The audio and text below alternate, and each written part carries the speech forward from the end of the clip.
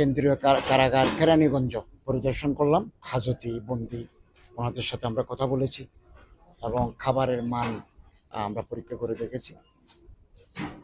আমার ধর্ম মন্ত্রণালয়ের অধীনে ইসলামিক ফাউন্ডেশনের আওতায় এই কেরানীগঞ্জ কেন্দ্রীয় কারাগারে আমাদের কিছু কার্যক্রম চলে।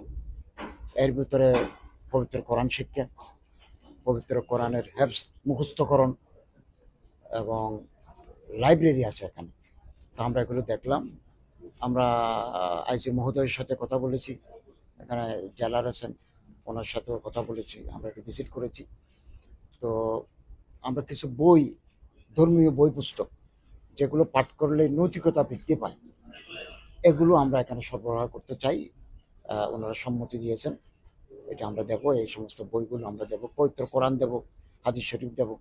এমনকি আমার মন্ত্রণালয়ের অধীনে হিন্দু কল্যাণ ট্রাস্ট, বৌদ্ধ কল্যাণ ট্রাস্ট, খ্রিশ্চান কল্যাণ ট্রাস্ট আছে। ওই ট্রাস্টের আওতায়ও আমরা এখানে 200 জনের মতো সনাতন ধর্মের মন্দিরে আছেন। আমরা তাদের জন্য তাদের ধর্মীয় বই পুস্তক দেব এবং তারা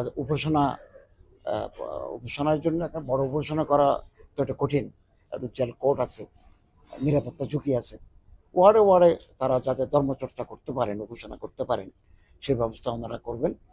এবং ওখানে যদি কার্পেট দিতে হয়, তারপরে জানামাজ দিতে হয়, এগুলো আমরা সরবরাহ করব।